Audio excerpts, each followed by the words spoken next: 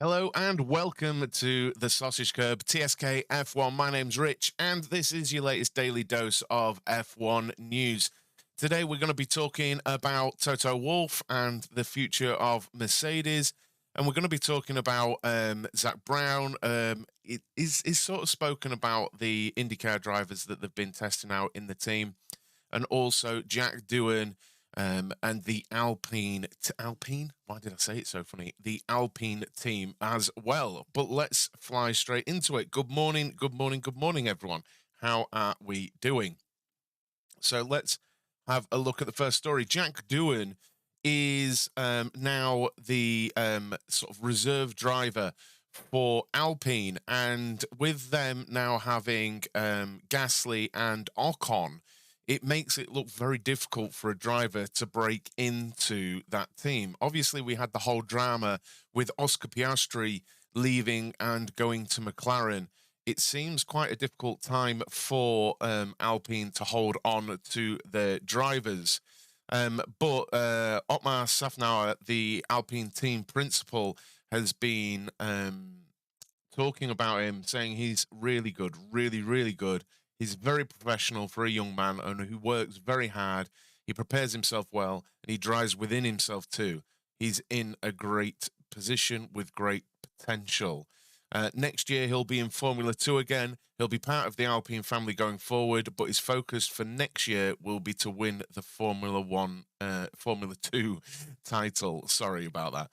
And it's a curious one with Jack Doohan because he is the son of 500cc MotoGP GP champion and legend Mick Doohan, and he's shown flashes of being quick. He's one of the few drivers, well, I say few drivers, have been to F1, but one of the few younger F1 drivers I've actually seen in the flesh at Croft in the British F4.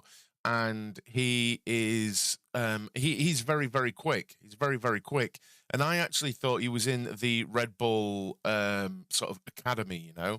Mr. Star, is that Jack Doohan? Yeah, it's Jack Doohan.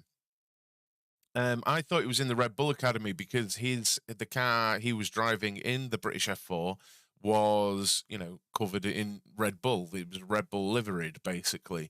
I didn't, unless he was, and he left to go and join Alpine. Maybe he got a better deal and moved over, and the prospects were brighter over at Alpine. And I should imagine his dad's a pretty good guide as well, moving through motorsport and stuff like that.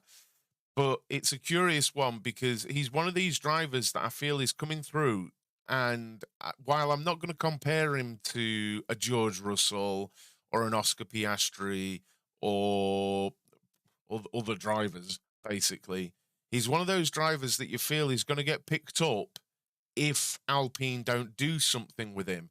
And it might be as soon as next season you would be looking to do something with him, because really this is the season where he should be aiming for a title in F2. And if he delivers that, he has to leave F2 and they have to do something with him. Now, would a reserve role at Alpine be okay for the F2 champion? Probably. I mean, look at Mick Schumacher. Granted, he went into a racing role at Haas, but now he's reserve driver at Mercedes. So maybe he'd be happy with that kind of position at Alpine. But I don't see him slotting into a race seat at Alpine when you've got Gasly and Ocon there. I'd love to know your guys' opinion on that. It's just that Otmar had said he's really good. Yeah.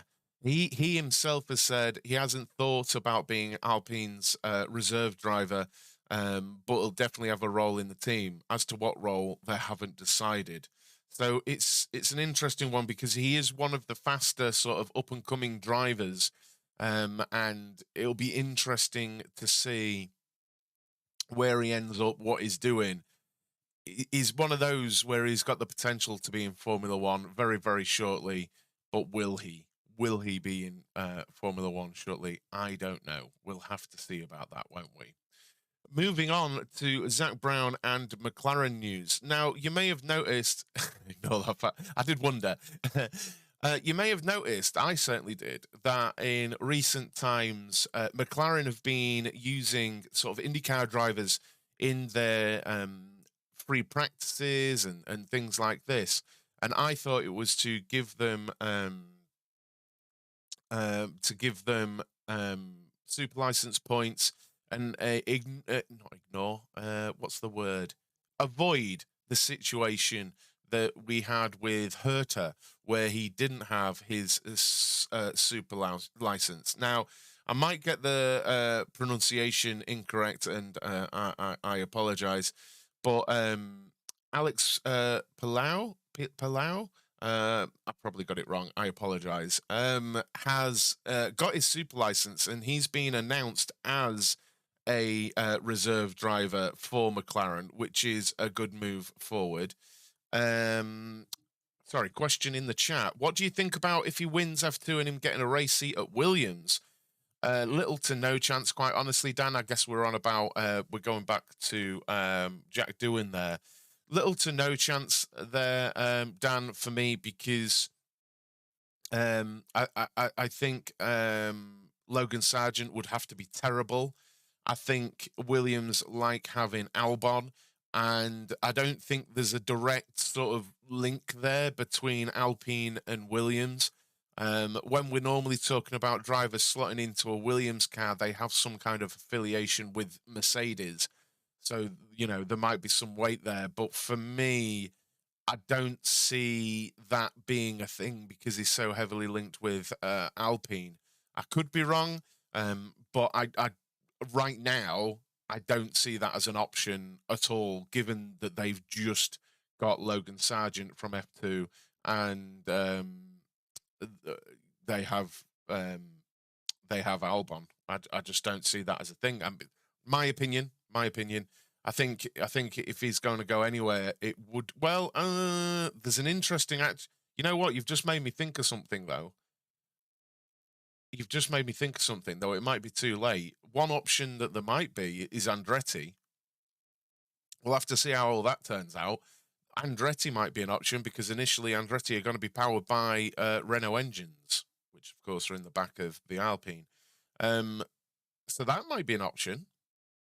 I think that I'm not mad at that now. I've just said that out loud. You heard it here first if it ever happens, but that makes more sense to me. Anyway, Zak Brown. Zak Brown talking about the IndyCar drivers, though. So they're trying to get drivers their super license time and things like that, but Pato O'Ward doesn't have his super license. And Zak Brown saying, we announced Álex as our reserve driver because he has his super license. He'll continue testing with us, and Pato will continue once we solidify our testing plans, but he doesn't have a super license. I would think and hope that he'd be eligible for it at the end of the IndyCar season of 2023, but there are no promises other than opportunity.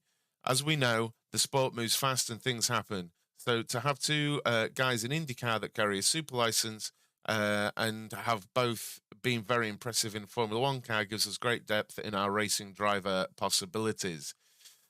So that does speak to what I thought was going on really over at McLaren, where they're bringing over IndyCar guys that are part of the sort of McLaren brand over there and giving them seat time in an effort to try and get them to that super license level.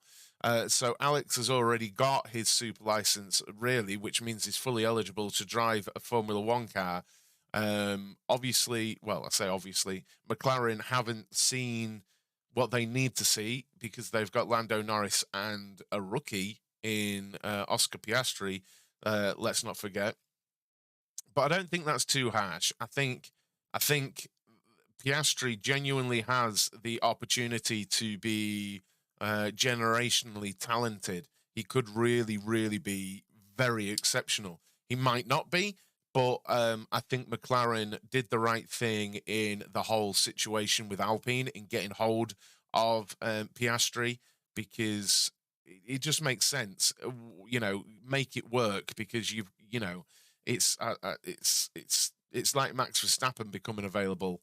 basically every team on the grid would attempt to make that situation work, wouldn't they? You know, so yeah, it's an interesting thing what McLaren are doing, getting as many people as possible their super license. Please do make sure you're smashing a like on the video, guys, and also subscribing to the channel. Do you think we're ever going to see either of these drivers in Formula One? What do you think, Pato O'Ward and Álex Palou? Again, sorry, saying his name wrong. I have no doubt about that. But do you think we'll see either of them in Formula One?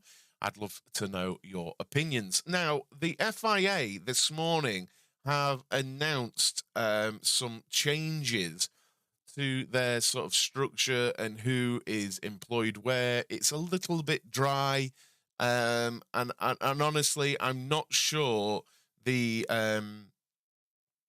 differences will matter to us too much. I think it's just that they need to be seen to be doing something. But basically, Steve Nielsen has joined Formula One, FIA, sorry, joined the FIA because he's been Formula One sporting director since Liberty Media's takeover in 2017, but now he's going over to be the FIA's sporting director. I think that is an important distinction that sometimes might get a little bit blurred, that the FIA is a completely separate body to the commercial situation that Formula One is. So you've got Formula One and you've got FIA, and they are two different entities. The FIA encompass so many different types of motorsport, and but then you've got Formula One, which is basically a commercial brand owned by American company in Liberty Media. So they are different things. But this is the FIA trying to do stuff to sort of improve its own structure. Nielsen will oversee all sporting matters, including the ongoing development of race control and remote operations, as well as future update to the sporting regulations. Nielsen's move to the FIA received a blessing from F1 chief Stefano Domenicali, who said his skills and experience will assist the FIA in its ongoing efforts to improve their operations during race weekends. So again, it might sound confusing, and I realize I'm getting tongue-tied here, but FIA and F1 are two separate sort of entities. So someone is moving from F1 to the FIA, even though he'll still be working within F1. The FIA are the governing body of F1, basically. It's sort of like, I guess, it's sort of like saying you have someone in a director of football at Chelsea, and then the director of football goes and works for the English FA. I think that's kind of a similar idea. Well, I guess not. The Premier League, and then works for the FA or something like that. That was probably the worst analogy I've ever used, or comparison. Nicholas Tombasis, who has spearheaded the FIA's technical team since 2018, will take on the role of single-seater director. And ex-McLaren technical boss Tim Goss will take on the role of technical director at the FIA, and Federico Lodi will become the Formula One financial director. But basically moving people around, and the crux of it is the person who has been the sporting director for Formula One brand is now the FIA's sporting director, looking after race control, remote operations center, as well as future updates to the sporting regulations. The FIA needed to be seen to be doing something as well. That's the first. Well, this is the thing. This is the thing, Dan. And I think this is in the wake of, you know, all the Abu Dhabi stuff. But I mean, look, all it does seem to be doing is moving people around. But I mean, we'll see. We will see, won't we? We'll see if anything fundamentally changes there with the FIA and F1. So the main story today really was talking about Toto Wolff. And it's the first time I've seen him quoted about leaving Mercedes and talking about the future. I've heard him say certain parts of this, but I've never seen him speak so much about the end of his tenure. So he's basically being asked about the future and what would happen beyond him at Mercedes. And he's saying he's always, this is on crash.net, direct quotes, he's always been very open about how he felt going forward with Mercedes. He's made the step beyond actual employment, and my role within the team being a shareholder is a long-term decision. Now, those of you that don't know, Toto Wolff actually owns 33% of the Mercedes Formula One team. That was what he said going into it, that he wanted to have, I think he's used the term chips in the game. He wanted to be literally invested in the team to try and move it forward and be really part of it, because, you know, when he's the boss, he's actually one of the bosses, you know, it actually matters.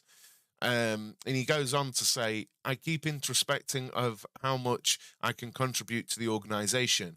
And if one day I believe that there is a shortcoming in an area, be it on the sporting, technical, or commercial side, or in the politics, I would not hesitate for a second about appointing someone to that area of finding someone who could take over what I do. Because as a co-shareholder, my main interest is that of the team, that the team prospers and we're winning on track. And I think that's really sort of, I mean, it doesn't shock me that Toto Wolff is coming out with such things. He strikes me as a really intelligent guy, and one that would mean those words, that he wouldn't throw his toys out the pram, spit his dummy out, whatever you want to use. He wouldn't do any of that if the situation came up that he wasn't delivering. And he gives me the impression that he would be self-aware enough to know if he was the issue, or that even if he wasn't per se the issue, that him replacing himself would do enough to improve the situation. He'd do it. And I get that feeling from Toto Wolff. They even they said about James Vowles as well, going to Williams, and about him potentially being his replacement at Mercedes. And he said, never say never, because he's great. I hope he's going to have a long career as team principal at Williams, and hopefully we'll see him at press conferences after successful weekends. He could have a 10-year stint there. You just need to let the bird fly out and do its own thing. And not at the stage of, and I'm not at the stage of anticipating he's going to come back. And I'd seen this on social media, and I don't know if any of you guys are Williams fans, and I mean, you know, actually invested as fans with Williams, not, you know. I saw Williams fan groups worrying that this would be a babysitting job for Williams. You know how George Russell has been at Williams, and then he goes up to Mercedes, and like a stepping stone, that Mercedes have placed Vowles in the team principal position at Williams, and that it was for him to build up experience to take over from Toto Wolff. Now, on paper, you know, even if that comes to pass, if that happens, I don't think it's a bad thing necessarily. People have to go somewhere if that's their aspiration, you know. I don't think right now, looking at what James Vowles has said and what Toto Wolff has said, I don't believe that's the intent. I don't think it's you go work there for 5 years, then you can take over from Toto when you come back. I don't think they've entered into it with any kind of anything like that. But generally speaking, I mean, look at Vasseur of now Ferrari, Alfa Romeo beforehand, and he's been at Renault as well. So, you know, people in the daily lives have to have a job before they get promoted and things. So I'm not sure I fully agree with the narrative he's been placed in Williams, because they'd need massive buy-in from Williams to do that as well, wouldn't they? It might be with that possibility in mind, but I think it's more a case of go further your career and see what you can do. I'm on that as well, Craig. I think it's a genuine move to see what happens with James Vowles.